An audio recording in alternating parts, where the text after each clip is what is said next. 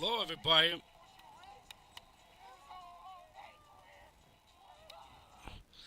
Hi, everybody. Welcome to another edition of 49ers Live tonight. Professor B here on Niners Radio 49 here, based in our satellite digital media studios here in San Francisco. As the 49ers enjoyed their what they're coming back to work on Wednesday after enjoying their day off yesterday with a 26 to 21 win over the New Orleans Saints down at the Superdome at the Big Easy. The Niners are now 2-0 to start the season, and we are going to have some. We're going to just take a look, get some good news. Brock Purdy could be playing this Sunday against the Arizona Cardinals at Levis Stadium. But just a reminder for you Niner fans, the Niners will take on the Arizona Cardinals to start their home opener, and there's plenty of tickets to be available. Go to Ticketmaster.com to purchase seats for the 49ers. They'll take on the Arizona Cardinals this Sunday at the Mecca at Levi Stadium to kick off their 2025 home opener. And it's a 125 start that will be on Fox. So let's go to we're going to start off the show. We're going to start it off with Kyle Shanahan previewing the Arizona Cardinals and all our footage of the press. In case you missed it earlier today, and all courtesy of 49ers.com. 49ers.com, courtesy 49ers.com and 49ers Studio.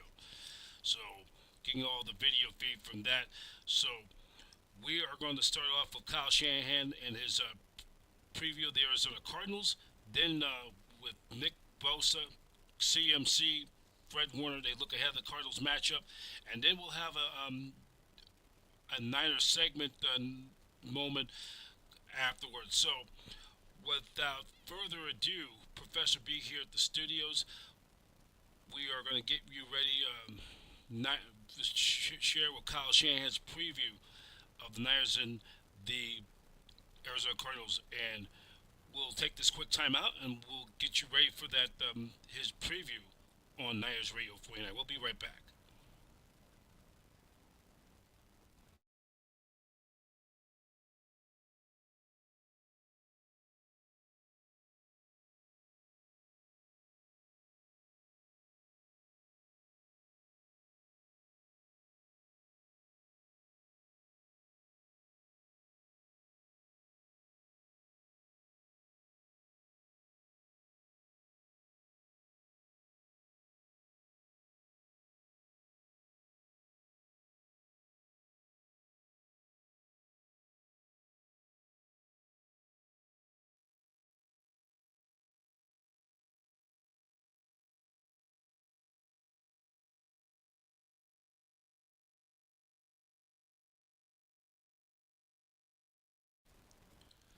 All right, this is from earlier today. Kyle Shanahan previewing the injuries update and previewing the Arizona Cardinals, which begins right now. All right, guys. Injuries for practice today. Yetur, knee, won't practice. Juice, concussion, won't practice. Burford, knee, won't practice. Steron Neal, concussion, won't practice. Trent Williams, knee/vet day, won't practice. Juwan Jennings, ankle/shoulder, won't practice. McCaffrey, calf/vet day, won't practice. Bosa, vet day. Brock Purdy, left shoulder/toe, will be limited. That's it. He's progressing well with his toe injury. Oh, yeah, he wasn't limited last week, so yeah, he does have a chance. Is there a possibility that he could be the emergency backup on Sunday? Yes. Yep. Just curious, Coach, what are those conversations like between you and Brock Purdy being there? I know you don't want to rush him back, but turf toe is something that takes a little time, and then Mac Jones playing the way he played, you kind of think it's not too much urgency to rush him back. What's those conversations like for you? Mainly just how he's feeling and how he thinks he can go, what he thinks he can do today, what's he think he could do tomorrow, Friday, and Sunday. Really doesn't have anything to do with how Mac played, whether it was good or bad. Doesn't really affect that. I just talk about where Brock's at right now. Mostly managing pain. I don't know. You can ask them. I think it's painful and an injury, so it's both. Indicated that Spencer Burford's injury, you were going to need to find out more, and that you may have to take it another direction. I think you said. Where do you think he is now? We're still in the same spot. We're going to see how he responds throughout the week and give him the whole week and assess it as it goes. At the turnover, did you think it was the quarterback hitching one too many times and holding it, or is it on the receiver for not getting the separation? What did you guys decide? No, it was holding on to too long. The play we wanted, where we thought it was going to go, wasn't there. So Mac had to wait a little bit longer to get the look we weren't expecting. So I didn't like the play call. But you had to sit there and take 3 hitches with him that deep. That's usually what I expect to happen. We'd love to get rid of it just 1 hitch earlier. I feel like Kendrick Bourne kind of got back into the swing of things here. I thought he did a good job. I mean, just getting out there, he didn't get to play a lot in New England. You know, he was injured most of training camp, so getting his conditioning back, getting back to learning what our offense, getting lined up and stuff. I thought he had a good first game and made some good catches too. When you think of Ricky, I know you spoke about how well he played in the game and the plays he made in that game. Just want to know from your perspective the jump he's made, being that he actually got a real start this season and he's been able to get out there. No touchdowns in the last game, but he was pivotal in the win. What do you think the jump has been for Ricky from last season to this season? A lot. I mean, mainly just from practicing. You know, he didn't get to practice last year, really, until he came back. You know, he missed training camp with a shoulder and hamstring injury, and then right when he came back, he got shot. So when he came back week 4 or 5, whatever it was, not only was that first time him coming back, it was kind of his first time practicing too. It's a little bit of like kind of what Jordan Watkins has been in, getting hurt real early in camp and just coming back really last week or whatever it was. But just we saw Ricky get so much better throughout the end of last year, being out there, and he took it to the off season. And when guys are talented enough and made of the right stuff, it's all they need to do is practice and they get better. The running game right now, yards per carry are low. Our defense is just loading the box, or no, it's actually more the opposite. More 2-shell defenses and stuff. The blitzes and stuff was considered load in the box, but they're doing it with more 2-shell stuff. But we haven't got a big one. I think it's harder to get big ones versus 2-shell. You know, I think versus the Saints, I think we had the longest carry on them versus 2-shell defense in a year and 1 games, and I think it was 13 yards. But there's a couple plays that we've been one guy off on that I thought we could have got a big one on, especially versus some 8-man fronts. But it takes 11 guys to do it. You can't get a big one when one guy's off. But I'm not too concerned with the run game, but I'd like to get more production.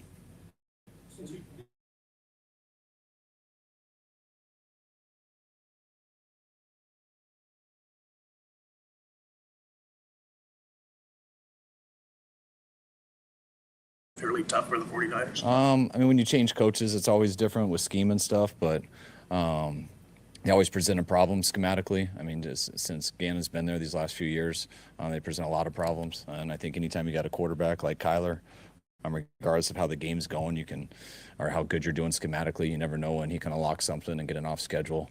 But they've been a tough team. Most of our division opponents are. I mean, we battle with all those guys, so nothing in particular, but I think they've had good coaches and good players. Jair Brown, I assume he's disappointed that he's not starting. What do you make of how he's handled things and what he did with his opportunity on Sunday?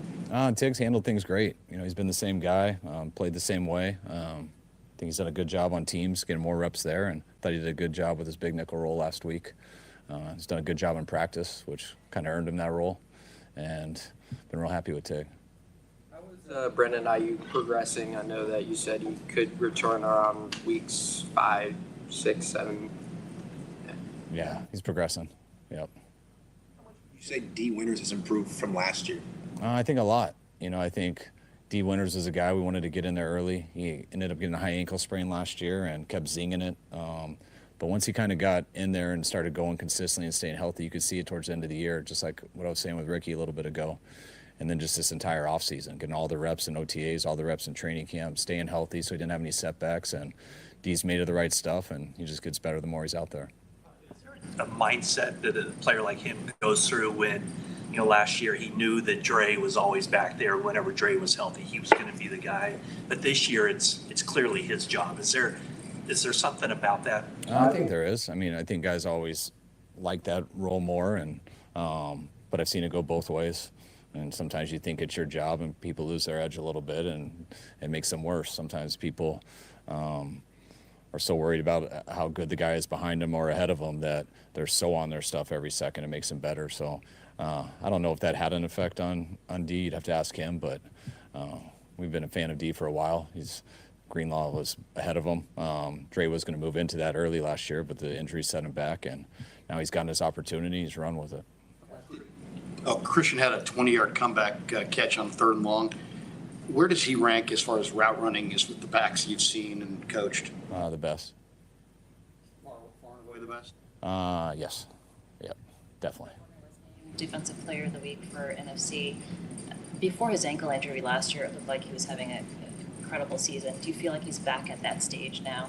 Yeah, I do. I think I think Fred kind of always plays at that level. I know he was playing through some stuff last year, and I think it was more that how we were playing around him also, or just as much as that. But Fred, I mean, well-deserved with what he did last week. I feel like he can almost get that every week. But Fred's having a hell of a year so far. Like, I can't think of a year he hasn't, though. Did Michael and Alfred improve from game 1 to game 2? I think a lot. They did some good things in game 1, but we saw even better in game 2. Alfred got out there more, flashed a bunch. I see both of those guys just working the right way, made of the right stuff. Alfred's been stringing together a lot of stuff because he's been able to avoid injury. Michael's getting back and getting used to it, and I thought it was a big improvement in week 2. With Tonjes, he had a nice, pancake block on Farrell's touchdown. I assume he's still a work in progress as a blocker, but how much has he improved since you got him? A lot. He came in as more of a pass game guy, and if you're a tight end and you're just a pass game guy, you can call yourself a tight end, but you're really just another receiver.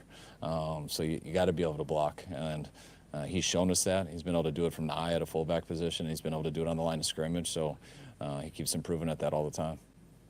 Along those lines, Kittle's out. Now Juice might miss this week. We'll see. I mean, how much stress does that put on you to find ways to use these tight ends? How much stress does it put on the tight ends? It puts a lot on those guys. Anytime you're missing 2 good players like that, I think it's a little easier for those guys when we can prepare for it more. It's a little harder in the game. You want to prepare for everything, but sometimes you prepare for everything and it makes them not good at anything. So when that happens in the game early, that's kind of took us a while to adjust to it, but I thought they did a hell of a job on Sunday, and them going through that makes them even more prepared for that situation this week. Named a starter pretty quickly. What is it about his mental approach to the game and what he's like just off the field that made you give him that opportunity? We loved his ability with, his speed and the way he hits and everything. But just watching him early, he missed OTAs, so we weren't totally sure. We thought he had a chance just watching him in his college film. But even when he was out in OTAs, just how attentive he was in meetings, the way he'd ask questions. Once he got his opportunity in training camp, it seemed like he had been working throughout OTAs. I think he's a guy who gives it his all off the field in terms of preparation, conditioning, all that stuff in the weight room, but mainly the mental approach. And so when he's gone in there and been prepared mentally, he's got the speed and he's got the courage to hit, and his body's built that way that can make him a pretty good player. Connor Colby's performance surprise you at all? Not really. From a point at Iowa where the footwork was kind of suspect on pass pro and stuff to where he gives up no pressures in a full NFL game. He's been pretty. I think pass pro has kind of been his strength. We've noticed since he's been here. He's been a tough guy to get around. We could see it in one-on-ones early in camp. I think his adjustment has been a little bit more the run game, just a little bit more our style. I think it was in that game too versus New Orleans. But no, that's why he made our team. He beat out some good players, some guys who've been in this league before. So I think in order to do that, we got to feel pretty high on him.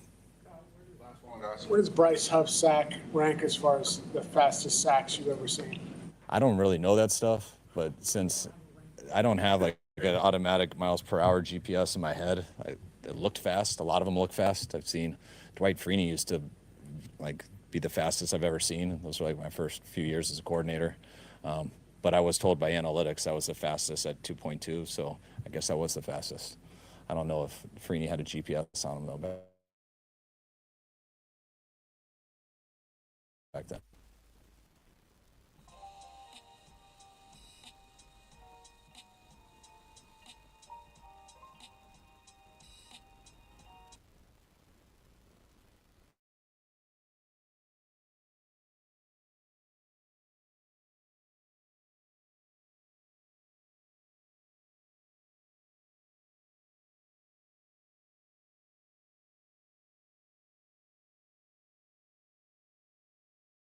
All right, that was week number 3 for the weekend.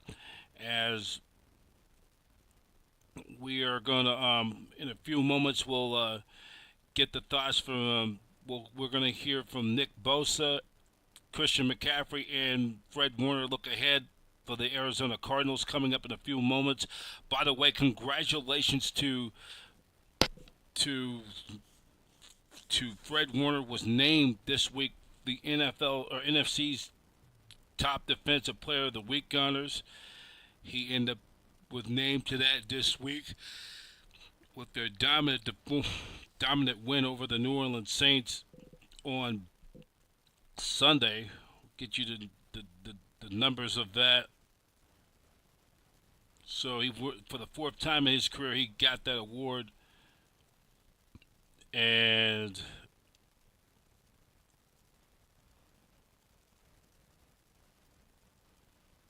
so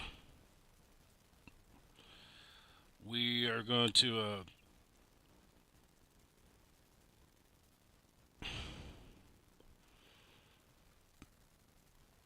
so he won that award. So congratulations to Fred Warner being named the NFC's Defensive Player of the Week.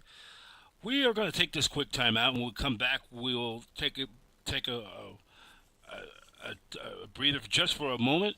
And when we come back, we'll talk. We'll continue on 49ers Live tonight, as we will talk with. We'll hear from the players' locker room earlier today down at Santa Clara. Professor B, you're watching 49ers Live tonight on Niners Radio 49. We'll be right back.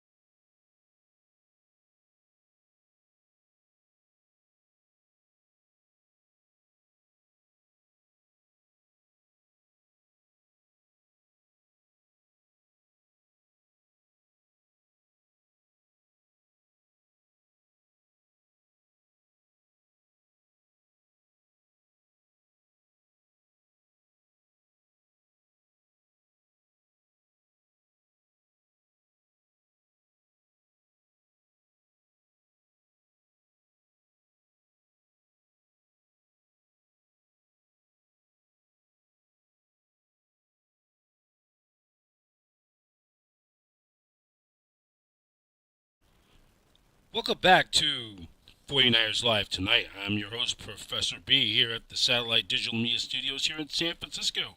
Welcome to 49ers Live tonight.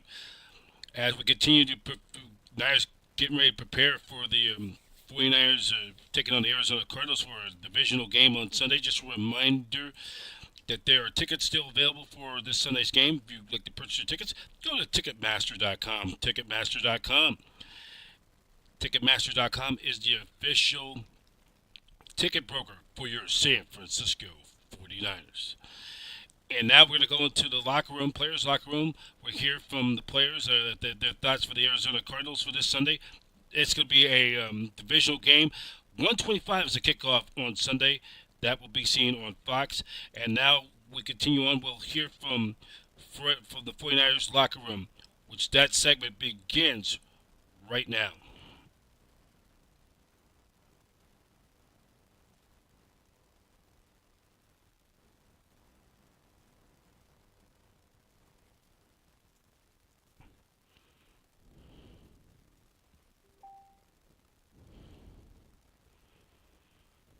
I can watch tape. You've been around him for a long time. Does anything you do ever surprise you? Not anymore. I mean, I've seen it over the years. He plays at the highest level there is in the league every single year. So. I know last week. Sorry, I know last week you mentioned that there were some mistakes made on the defense, but then another week, another win. What do you think of the defense this time around? It was good. There's a lot of positives. I think the Saints made some really elite plays out there on a few of those drives and kept them going. The touchdown pass was by the pylon was pretty great play by them. So they were making plays, and we hung in there and made a couple big stops at the end. So a lot of positives and a lot to learn from. How much stress does Kyler Murray put on this defense, and how have you guys adapted over the years since the more and more you see him? Yeah, he does. I mean, our what it takes meeting is very much about him and what he brings to the table and how we need to rush him and how we need to take care of the QB run game and their run game as a whole. So I'm excited about the plan this week, and I think Salah's been good at it before, so he's got some good tricks up his sleeve. And in that game plan, how do you feel like Michael and Huff will fit into it? Really good. I mean, they'll fit into any game plan. Running down fast guys and playing the run and rushing the passer helps against any team. So. How much have you seen him, Michael, improve in the last 2 weeks? It was a big improvement. I think his week of practice actually last week was noticeably more intentful and just energetic overall. I don't always necessarily think that your practice week directly translates to the game, because sometimes you have great games and bad weeks of practice, but I think it did for him. Has D. Winters been a pleasant surprise? I mean, has his play jumped out to you this season? It has jumped out to me. To say it's a surprise, I don't know if I'd say that, just because he hasn't. I mean, he's gotten opportunities, but this is really his year to be the starter, and I think we draft really good linebackers. Does he remind you? I mean, it's been a takeaway from the outside that he looks a lot like Dre when he's out there. Do you see that when you're looking at Dre? I mean, they don't really look alike, but they play somewhat similar, I'd say. Huff's sack was a split second faster than yours in Seattle. Do you guys look at any of the data like that? And then with Kyler Murray, do you not want to be as fast because you got to watch out? Yeah, actually, you kind of have to. Somebody said, I don't forget who it was today, but be patient while rushing. And it does, it's kind of counterintuitive when you're rushing to do something, to be patient. But yeah, he likes to bail back, he likes to spin out, so you just have to be aware. Does he look as similar as he always is? He looks like he's moving great. Yeah, looks really good. Nick, does the speed that Huff provide on the edge, does it give more space inside for rookies and spots? I think so. Yeah, I think whenever you're forcing tackles to get out, start kicking quick, takes any hand drag off that they could possibly help on the inside, and whatever get off they have and push inside they have helps us. Sorry, Chris, my first bag. Obviously injury concerns since he got here. Robert seems to really trust him. He's in a lot of different spots. What's he doing? Yeah, I mean, he's kind of, without much practice, jumped in and looked pretty polished. He's just has a great feel for rushing inside, and whatever it takes to get him right on Sunday, we have to do. So yeah. Nick, what was it like to see your old college teammate score a touchdown, and what was he like? What do you remember about him at Ohio State? My old college. I was not going to think of that. But yeah, Luke was my class. He's been a great addition to the team. Just really cool dude, quiet, but yeah, he's playing good. Him and Jake have a lot more on their plates now, obviously with George out, and I think they're doing a really good job. After a couple of days, what impressed you more about Mac's performance? And Brock's limited, but Mac might have to go again. So just what impressed you about his performance on Sunday? I think his poise I think he was kind of excited to start out. I think he was overthrown a little bit, just probably because he was so pumped up to be out there. But he kind of settled in and did enough for us to win. with George out and now Juice out, how have the two tight ends been kind of making adjustments so you guys can have a great run game? They've been great. I think, they've stepped up so big last 2 weeks, and I think it's a big testament to guys like George and Juice, who, the leaders of that room. But they've been so good, man, and watching both those guys, step up, do stuff that maybe they haven't done a whole lot during camp. It's been awesome to see. Christian, just out of curiosity, and this may not have anything to do with the receptions versus the rushing, but you're getting quite a bit of, targets out there, but then also rushing the ball. Does that help with the body to kind of keep you healthier for longer because it's less pushing, or? I don't know. I think, touches are touches. I think, I don't really look at it as whether or not the receptions or the rushes are better or worse for you. I think all in all, it's just about, continuing to take care of your body regardless of what happens. Christian, Kyle just described you as the best receiving running back he's ever seen in football. How much pride do you take on, your route running and working on that? It means a lot coming from him. I take a lot of pride in it. I work really hard at it. I think it was something that, my dad instilled in us, all my brothers from an early age, is being able to run routes, and especially being a running back in today's era.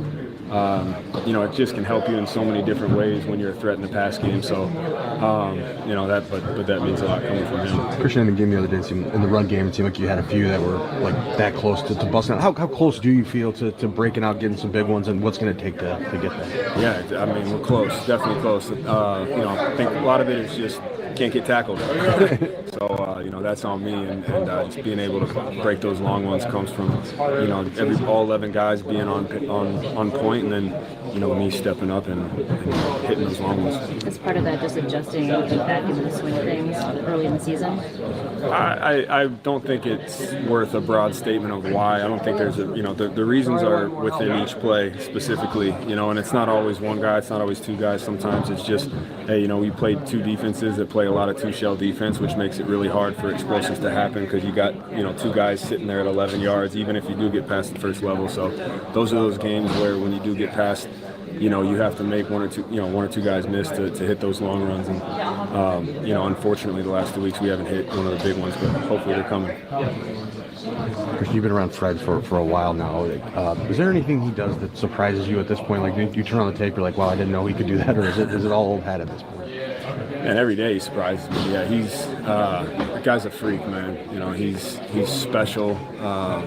Every single week, we know if 5-4 is on our team and he's leading that defense, we have a chance. So he's a game changer and on the heart of that defense for sure. I'm sure you had appreciation for him before you got here, but being this close to him for this long now, what have you noticed that kind of sets him apart, makes him that? I think when you look at the silent tape, he's somebody that brings so much energy. Obviously, he's vocal and he is such a great leader. But I think when you watch that silent tape, he stands out on every single play. How tenacious he is running to the ball. How every single time he makes a tackle, he's punching at that thing, and it's the guys that he brings with him too. You see all the guys that play beside him bring that same energy. I think that's a huge testament to him and what he brings. So glad he's on our team. Christian, after having a couple of days to look at the film, what impressed you about Matt's performance at the end of the game? I thought he was just so poised, made some huge throws, played with so much confidence, and just did his job. I think obviously he made some special plays, but I think overall just doing your job, playing within the scheme, and then making those plays outside of himself was really what I saw. So fired up that he had a great game. Hopefully, have two quarterbacks that could win the game consistently. Oh, huge! This is the NFL. There's obviously backups, but everybody here can play, and I think in this league, whether or not you're a starter or a backup, you got to be ready to go at any point. So, in the NFL, you just never know. It's such a talented league and so many great players on the field. And Mac obviously is somebody who's proven himself already, but to have him as our backup is huge. Congratulations, Fred, NFC Defensive Player of the Week, and also you surpassed Patrick Willis with the most pass defense, now with 54. Yeah, man, super blessed. I'm very grateful. Always looking to see any way that I can get better, continue to just keep going. Excited about this week. Humble. What did you think about the the defensive production this time around? I know last week you said there were some mistakes made. You wanted to clean it up.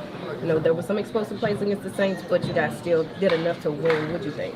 Yeah, no, I think the same message. I think we did some really nice things, some things that we can build off of. I love the way that the young guys are coming in and contributing, doing some really great things, but still room for improvement. We gave up 3 touchdowns in the red zone. Can't have it. You know, we got to just hold them to 3 at most, and try to not let them down there in the first place. But yeah, lots to grow off of and things that we're for sure going to get corrected going this week. Just out of curiosity, do you think that they've made more of a leap than you expected them to make through week 2?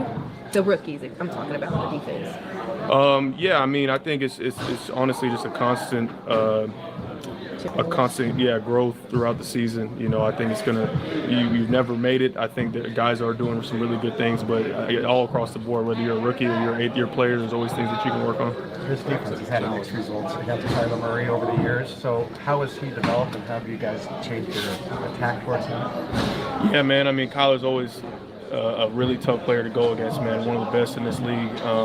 You know, I think the thing with Kyler obviously is his legs, the ability to make the off-schedule plays.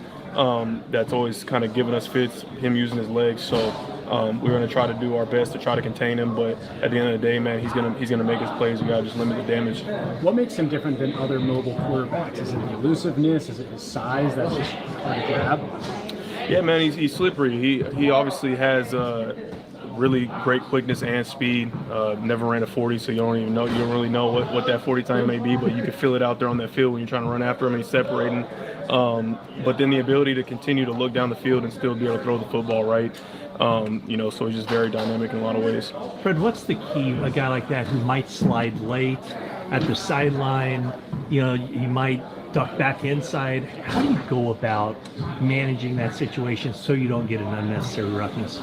Yeah, just being smart, you know, taking D winners aside and telling them, hey, man, no hitting no hitting guys on the sideline. But just kidding. I think with Kyler, man, he is crafty, but yeah, you just got to be smart in those situations. It's tough. It is really hard to ask a defender when you're going full speed and the guy's kind of tiptoeing the sideline. You don't know if they're trying to cut back inside, if they're trying to lower their shoulder on you. You just got to try and use as best judgment as possible. Did D learn that one from Joe?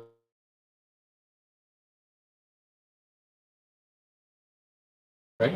If you actually watch it, the back's feet never touched the white. He actually hit him before the feet touched the white. But we'll learn from it. We'll be better from it. When you have 2 quarterbacks that you know can win your games, how much confidence does give the defense and the whole team entering every game? Say that first one was that? When you have 2 quarterbacks you know can win, Brock obviously might not play, he's limited, and Sure. Max in there and had a good game. So Yeah, no, I mean it's saying a lot about Mac and his preparation, right?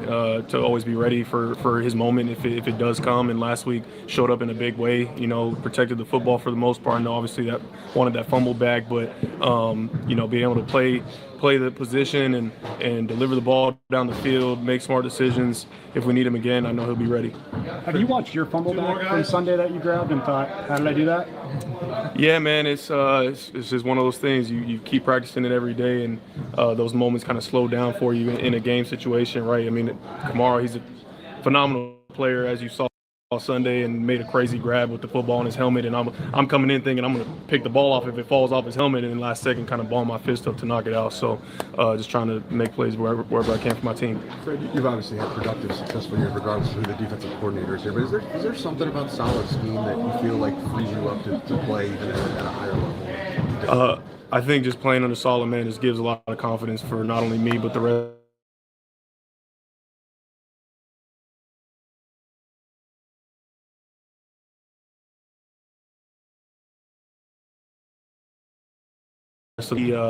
As a player, you know, to be able to go out there and play free.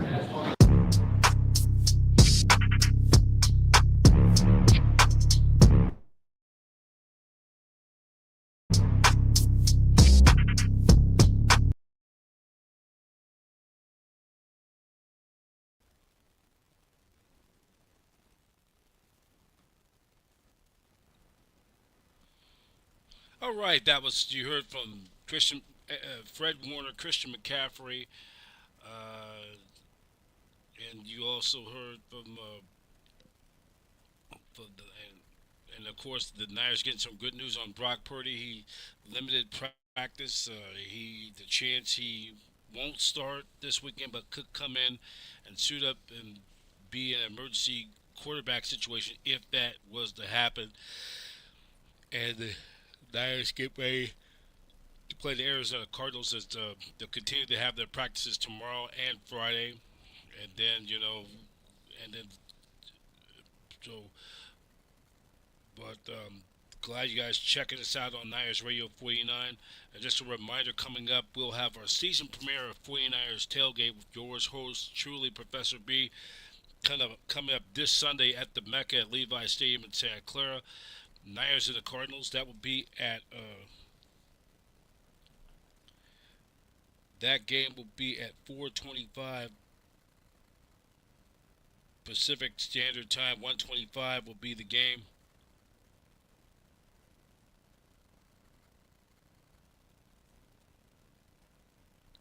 So we will we'll get you ready for that tomorrow. Get you ready for that. We'll have our season premiere of it tomorrow.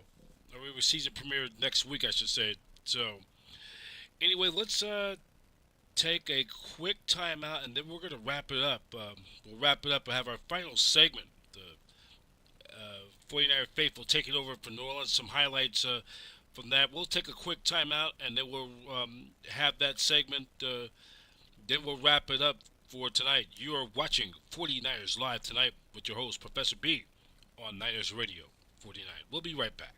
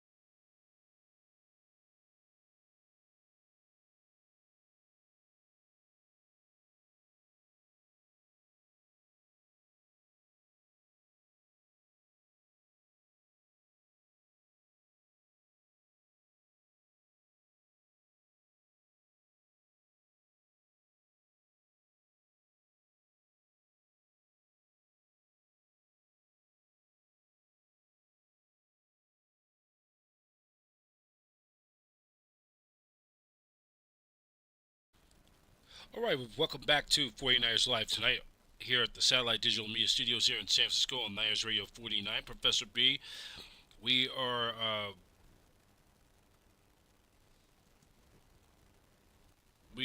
getting you ready for. We're going to be having our segment just a moment.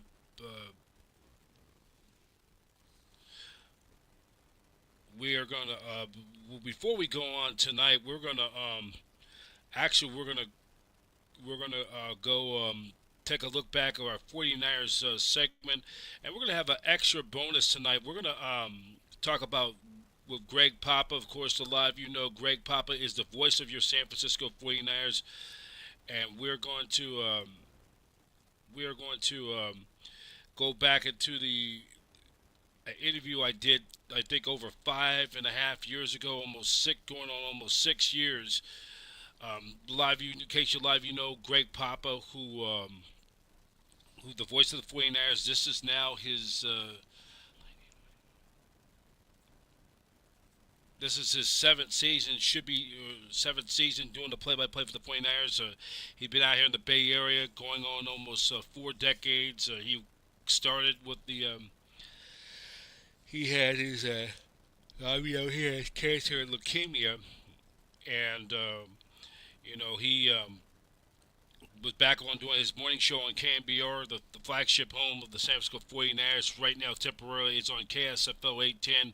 While the Giants are still having their baseball season, it will remain on there probably for at least the next, I'm trying to say at least the next 2 weeks for this Sunday and the next on KSFO, and maybe on Thursday. It depends what what the Giants, if the Giants can make the playoffs as a wild card in their wild card. We'll see what happens. But Greg Papa talking about his cancer on the morning show yesterday, or on his midday show yesterday before they talk sports. So we're going to get into that, the audio feed courtesy from KBR 680 on their streaming.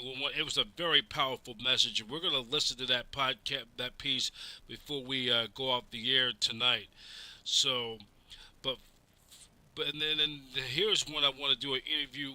This is an interview I did 6 years ago, or almost 6 years ago. This was down at Chase Field when he was doing his thing for NBC Sports Bay Area.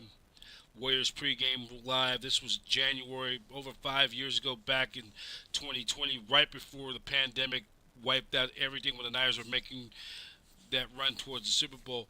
So let's talk that podcast with Greg Papa. This was 5 years ago. This is an interview you're going to really enjoy. You're going to really enjoy.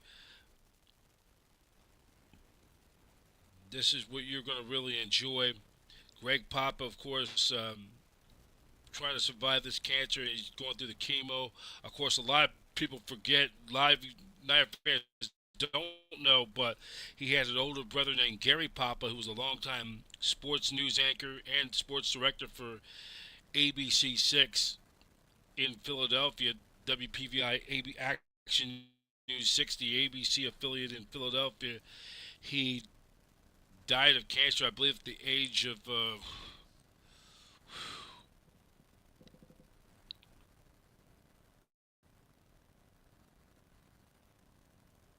I think at 54 or 55 years old. That was such a sad loss when he lost his brother to cancer. So we're going to hear that that podcast, this interview I did 5 years ago. You're going to enjoy it. Then we will. But first, we're going to show you the behind the scenes of the 49er faithful taking over the Superdome in New Orleans last Sunday, and we're going to show you that clip right now.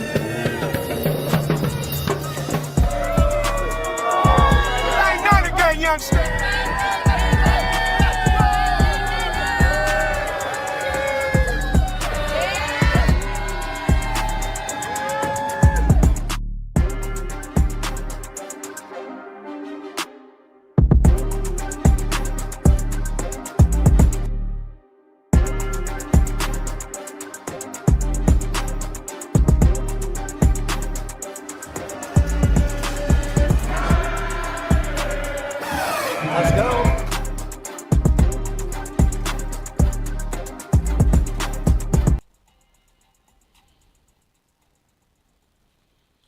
All right, that was from behind the scenes from down at the Superdome in New Orleans, down at the French Quarter. Down at the French Quarter last Sunday, the Niners, last weekend, the Niners, all the Niner faithful enjoying themselves down there in the Big Easy. Niner fans all over the globe, they rocked the house down there in the Big Easy down in the Southwest in New Orleans, Louisiana.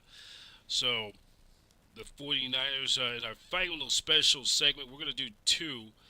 This was an interview I did with Greg Papa over 5.5 years ago, before the Niners, the week of the NFC divisional playoff, the Niners making that Super Bowl run, taking on the Minnesota Vikings. Before we previewed the 49ers and Vikings, Greg Papa, so gracious to come on. Want to let you guys listen to this interview I did. This was one of the final moments. I'm glad he's doing well. Hope to get him back on our podcast real soon. This is Greg Papa, the interview I did 5 years ago. This was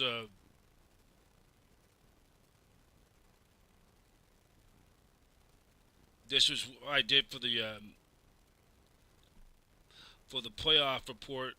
So you guys are going to enjoy this nice brief cut interview. Welcome here on Niners Radio. We're talking with the voice of. So this is me out at the Chase Center. He was doing work for NBC Sports Bay Area.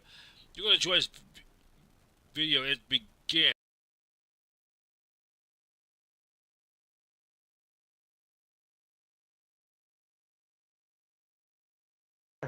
Welcome here on Niners Radio. We're talking with the voice of Niners, the 49ers, Greg Papa. Happy New Year. Happy New Year. What a way to start 2020 with a playoff game on Saturday. You ready? I'm ready. I mean, I work for Niners Radio, and your first ever playoff with the 49ers is your first in... Long time. I haven't had a playoff game going back to the Raiders in 16, and then we had one in the early 2000s, but it's Levi's first. Forget about me. Oh, yeah. It's going to be Levi's first playoff game, and it's going to be a great environment, so I'm looking forward to it. Minnesota's a good team. They're going to be a tough challenge, but I think the 49ers are mentally ready for this challenge, having the bye week off. Didn't have to play wild card weekend. They're physically as ready as they've been. There are a couple of guys you're not going to have Weston Richburg or DJ Jones. I know. Beyond that, they're going to be ready to roll. Let's go. Well, it's going to be a big. It's already been sold out, and and I already told a lot of people the best birthday present was that game against Seattle when they clinched the division, the home field advantage. Is that your birthday that night? Yep. December 29th? Yep. Happy birthday, brother. Thank you very much. And how's it, being the voice of the 49ers? You've done it all. Giants, Yeah. A's, Warriors. Yeah, it's been a magnificent. Who would have thought? I mean, I knew they were. Before the year started, I felt like if Garoppolo started all 16 games, they had a chance to win 10. But to go 13-3, and even the 3 games they lost, they were beaten on the last play of the game every time. And the Seattle game went to overtime. They could have had a tie there. The Baltimore game was gnarly weather. They played great. The Atlanta game and a couple of replays at the end. So I don't feel as though anybody in any game proved that day they were even better. They just wound up with more points. So, but it's the same thing with the playoffs. It's not going to be a perfect game Saturday. There'll be ups and downs, and there's 60 minutes of football is a long time. You want to come out fast, but you want to sustain it. Buffalo got off to a 16-0 lead in their playoff. Your old stomping grounds. Wound up losing. Yeah, my hometown. So, yeah. In any event, I got to go to work here, but I'm. Thanks, Greg. Not anything. Good to see you in red. And hopefully, if we're AFC Championship, they take care of business. We can be out here next week sometime for previewing the January 19th. We're making a date for We're the at the NFC Mecca. title game. At the Mecca, and I tell Niner faithful, come out early. The place is going to be sold out already. Go get them, Greg. Can I borrow that jacket Saturday? You look good in that. Happy birthday, man. Happy Thanks, birthday. Greg. Take care. That's Greg Papa here at the Chase Center. I'm Brian Professor B. Davis here on Niners Radio.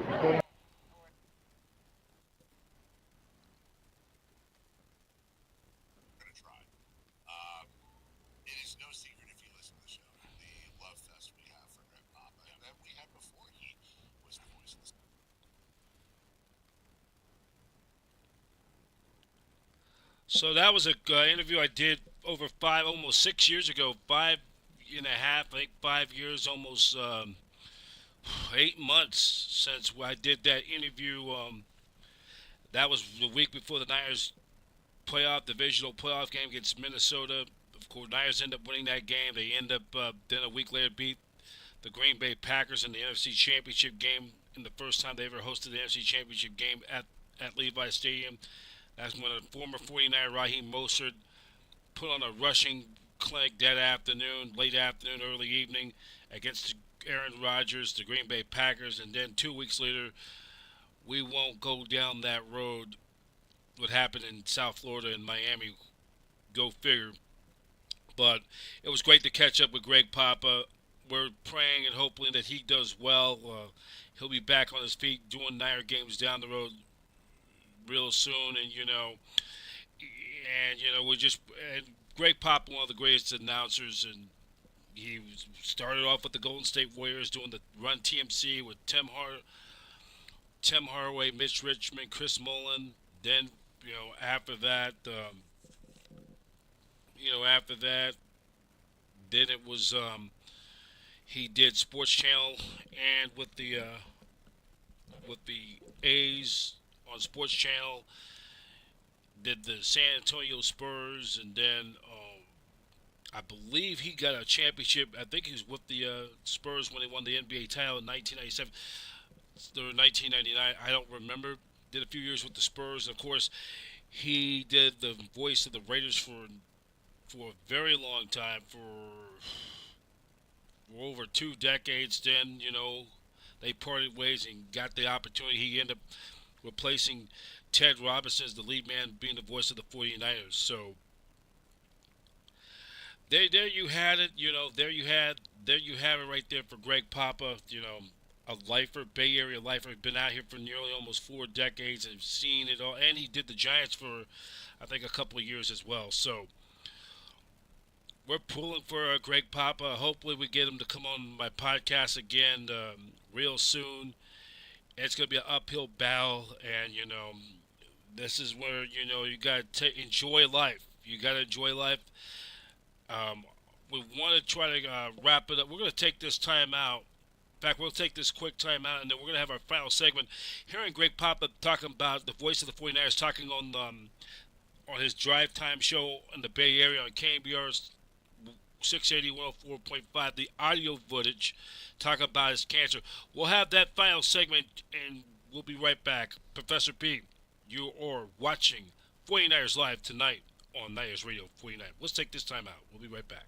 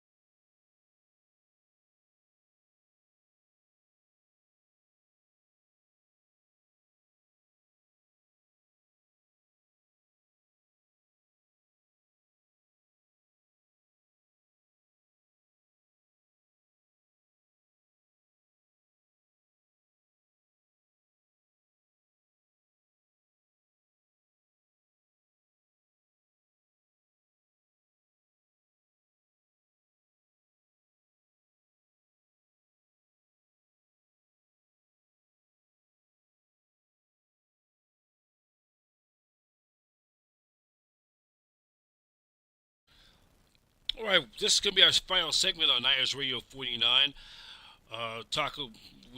For Greg Papa, trying to make that comeback from cancer. He's going through the chemo and all kinds of stuff. It's been a grind, a long process. It's been since back in early July when he went on that hiatus, and this is where he talked about yesterday on his show.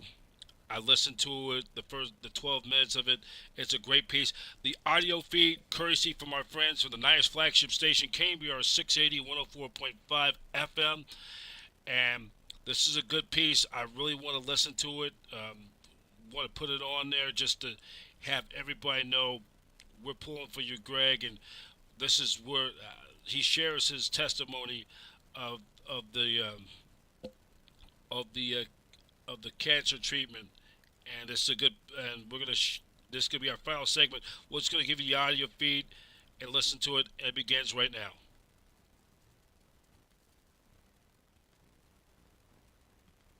And we start with the brothers' kids. One of my all-time favorite bands. She's brilliant. It's the brothers' Briggs. They're back, so I am back. We'll see what form I'm in. If I happen to vomit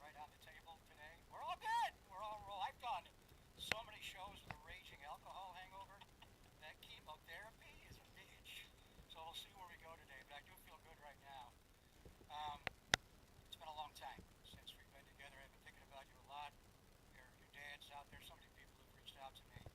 So I've been on other shows, obviously, Carmichael Dave and Jason Ross, and friends. I've been on Sacktown Sports and told my story there, and with Matty Mayoko on a couple of Vast Papas, but it is fitting. I didn't know what day this would happen on, but today is September the 16th. So it was exactly 2 months ago today. I was told I have a rare blood cancer. It's called all the acute lymphoblastic leukemia, B cell, Philadelphia negative. We know those mofos in Philly are negative. And I got something else. We'll get into it all. So I'm at leukemia, blood cancer. I'm wearing my brother's hat. My brother Gary, who was always Philadelphia positive, he lifted those dark souls up from the Schuylkill River many a Monday morning after an Eagles game, a Sixer loss or whatever. The Phillies heartbreak until Charlie Manuel broke through. But my brother died in 2009 of prostate cancer at age 54. He was born in 54. He lived 54 years. He had the disease since he was 49. He was never sick. Gary was a sportscaster in Philly forever. You do. I do prostate cancer. long jump and shot put on occasion. Friday before Father's Day. He died on Juneteenth, which was the Friday before Father's Day in 09. So I've been just obsessed with prostate cancer. Cancer in my family. It's ravaged my entire family. My other brother got cancer. My mom, back-to-back years, double breast cancer diagnosis. Everybody, grandmothers, uncles, on and on. Leukemia. What is leukemia? How do you get it? Where does it come from? Honestly, and I'm wearing the Genius shirt today. Bill Walsh died of leukemia. Bill Walsh was diagnosed at 72 years of age. Didn't tell anybody for 2 years. And then passed away at 74.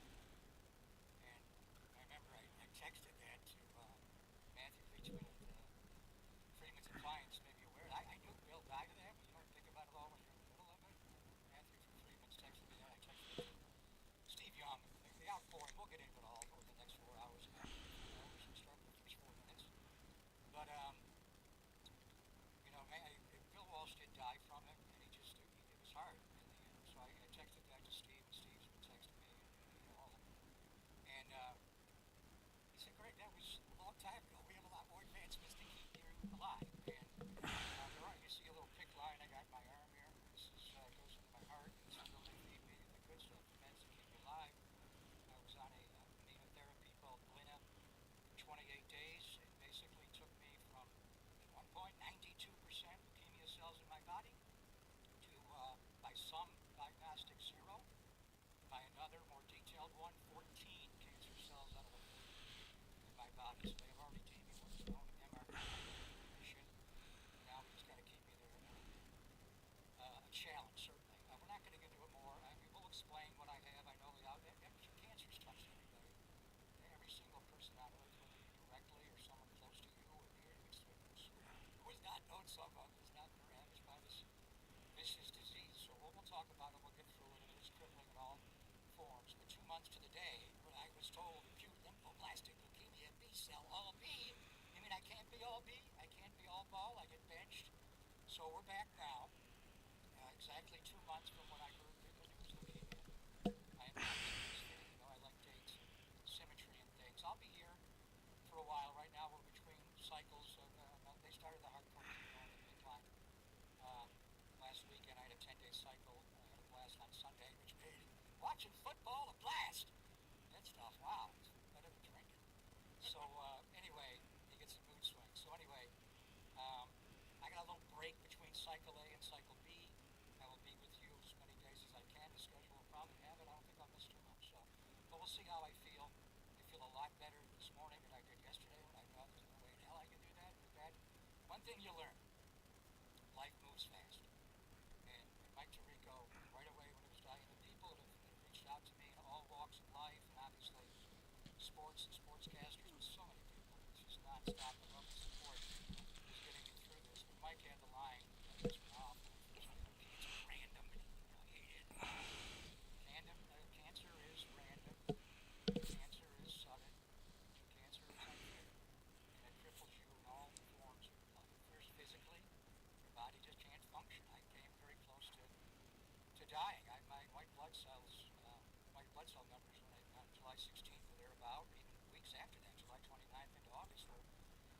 point two. I have been, speaking of the Bee Gees, Saturday Night Fever, John Travolta.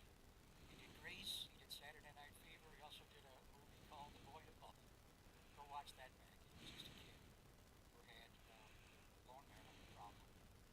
Didn't make any white blood cells, red blood cells, platelets. He was a boy literally in a bubble, fell in love with a girl next door, wanted to get out of the bubble. He died at age 10. It's a sad story. But that was, 1976. We're in 2025, 50 years down the road. But in any event, physically is where it hits you. Then it hits you emotionally, spiritually, psychologically. I'm back on this show, but I don't know. The Niners are close to the Super Bowl this year. The Buffalo Bills look pretty good in the AFC. That would be a dream matchup for me. I got a ways to go, but I got a lot of work to do to get there. I'm going to have to walk and crawl through hell for a good, multiple months in early November to get through some of that a bone marrow stem cell transplant. The good news is I talk about my brother Gary so much. My oldest brother Ron, who happened to be in the Navy when I was in the hospital at UCSF in late July, came right over to sign up to be a donor. I just found out a week or so ago. It's all about the donor you find. It's your siblings, your offspring, an outside donor. The best night, Jared got tested, the best your offspring, your kids can be is 50, a half match, because they get it from their mom as well. Your siblings will be a minimum of 50, and your 100% match. My one brother was a half match. All the outside donors from the registry, thousands of them. I guess I got too much olive oil skin, too much Italian in me. I don't know. But we got I love that line. By the way, I'm gonna text on that one. The best we could get was a 9 on 12. And then one day, my brother Ron, my oldest brother, texted me, or actually called me. That was the first day I felt really the side effects of chemo. But it was a week ago, last Tuesday. And I was crying, but I had to answer the phone, and I could barely talk. I was in the chemo fog. And he's crying. And he said, I never got a place to school.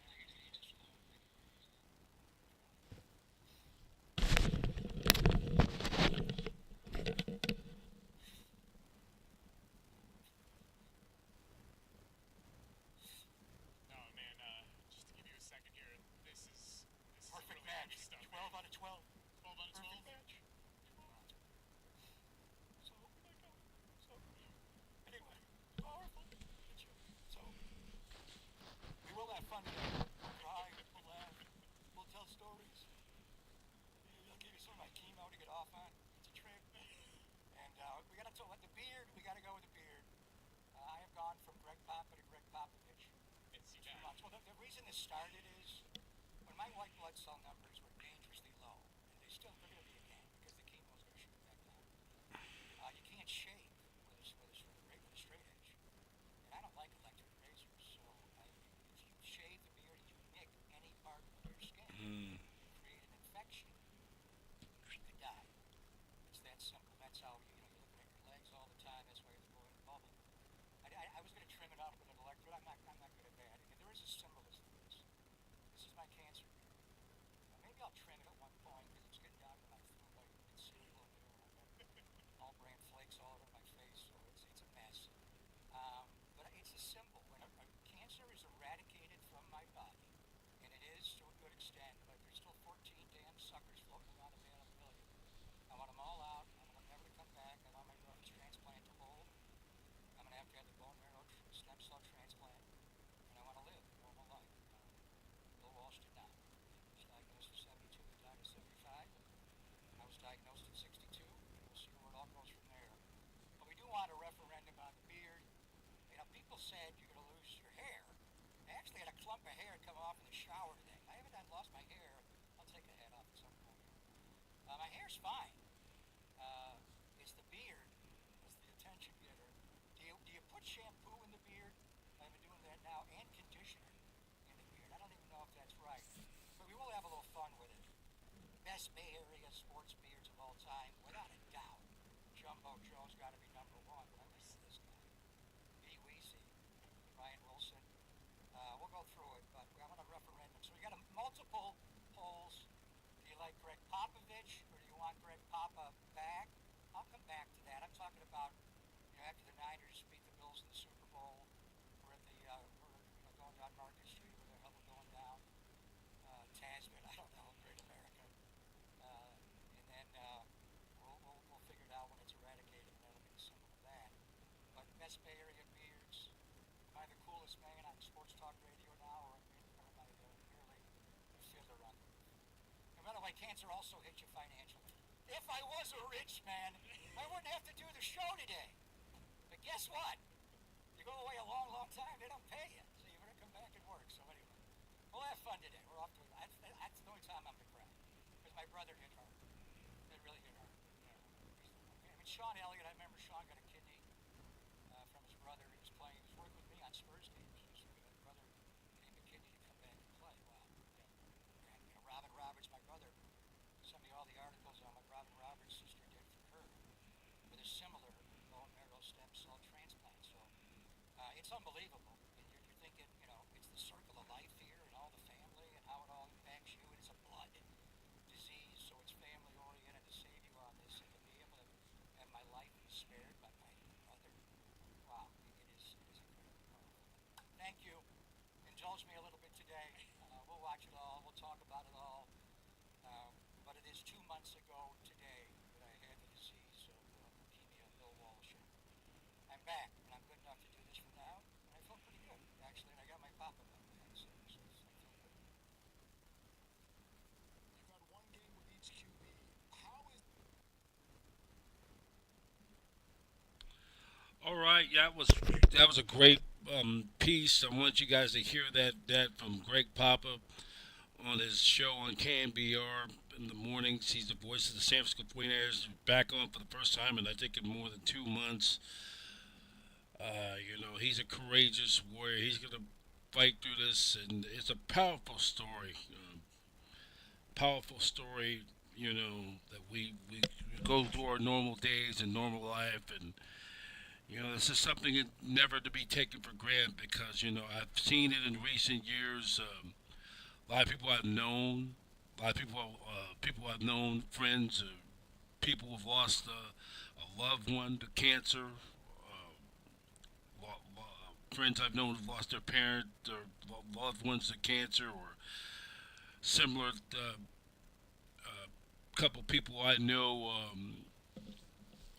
was fortunate to fight off this disease. She just went through a chemo. My church colleagues, from my church, Jenny Ryan and Sharon, both, and their mom Patricia Claire Ryan, who their their mom, of course, Emily, who had that cancer, went through that chemotherapy. It was just one of those things that she fought through that, though. It was not an easy thing for her. She came, I think it was over 6 years ago. She came about very close to another ordeal. I think with the liver. I don't want to make it accurate, but it came very close of something similar that she nearly lost. We almost nearly lost her, but it was a miracle by the good Lord that she came out of that, though. And then, and there's another flip side. Another friend of mine, unfortunately, was not that fortunate when she lost her dad to cancer. I think 8 months later, back in 2019, and I've known her now for about 5 years. I'm gonna keep the name anonymous, but she lost her dad to cancer. And I've known her for 5 years, and she has kind of like a tattoo on her. I'm not gonna mention her name or anything in honor of her dad, but it's a thing we talk about that you can't take nothing life for granted. In fact, her dad passed away just right before the start of the holiday season, and it had to be very brutal for her. But in perspective, you just don't, can't take nothing for granted. You kind of eat right, I've kind of been really starting to take more approach of how I'm going to have my meal plans and all that, cutting out the sugar. The sugar is just just and the bread, those are just killers. Those are just, it will mess up in your organs. And I can't imagine what you have to go through, and also prostate cancer does run in my family. I think on my dad's side. So, have to look into, I'm making some serious changes with my eating right, and every now and then you treat yourself to something special, but I'm really trying to put more emphasis on just eating right, and and try to lay low, eliminate a lot of the processed stuff, because the processed stuff that's just amazing, especially sugar and all the stuff they put in that stuff. It's just not good. But we're pulling for you, Greg. Greg Papa, if you're watching, we're pulling for you. And, hopefully, if you're watching this, hopefully you come on my podcast again. We'll talk 49 football and your journey to fight this cancer. You got this, Greg. We're pulling for you. But that's going to do it for tonight for 49ers Live tonight. I'd like to thank all of you watching, recapping. We'll have another 49ers Live. We will do that interview with Elijah Wan tomorrow on our Niners Word on the Street segment. That's going to be part of our new podcast for 20 for our new season. That will be part of our new. That's going to be part of our new segment on Niners Radio 49, and we're going to be very fortunate to be that Elijah Wan, the 49er faith, will be part of our podcast throughout this season. So just a reminder, coming up, 49ers taking on the Patriots Sunday. It's a Fox doubleheader. It's a Fox doubleheader for this Sunday. Niners taking on the Arizona Cardinals, and that will be the late game. It's the late window. Fox will have the doubleheader. I think the second straight Sunday they'll have the doubleheader. It will be the late game. That will be the late game, and the kickoff time will be at approximately 1:25, and that will be the late game on Fox. Adam Amin and former New York Jets quarterback and former USC star Mark Sanchez will give you the play-by-play action. And like I said, and the game will be on KSFO radio. It may be Carlos Ramirez and Tim Ryan with the play-by-play. We don't know yet. Or Guy Haberman, one of those two with Tim Ryan. And just also a reminder,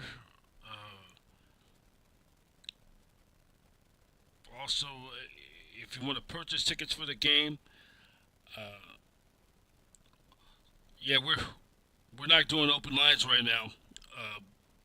But thank you for Stingray. Yeah, thank you for joining in. And then also if you want to purchase.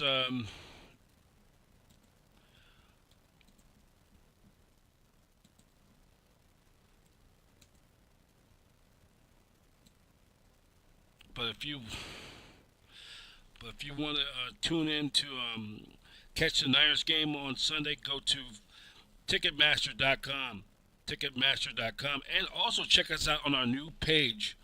I'll be writing content for the 49ers. Go to Patreon.com/SDM News Network. That is, of course, our flagship network, platform. That's our main platform. Niners Radio 49 is part of our sister platform. Check out all the latest on 49ers content and so much more. And then,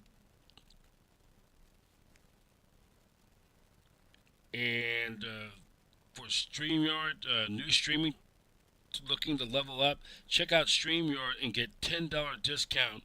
Go to StreamYard.com for more info. So for now, I'm Brian Professor B. Davis, and we're signing off for now. We'll hopefully have another edition of 49ers Live tomorrow night around this time. Again, we'll go into the coaches segment, both for Robert Saleh and for Clint Kubiak, previewing the Niners and the Arizona Cardinals this Sunday. And for the latest news on the 49ers and so much more, go to 49ers.com. For now, I'm Brian Professor B. Davis. Thank you for joining us. As always, 49ers Live tonight is exclusive on Niners Radio 49, presentation of 49ers Radio 49, in association with the Satellite Digital Media News Network, where every team is a fan and every fan is a voice, the network home of champions. Wish you all of you a very pleasant good evening. Good night, everybody. Take care.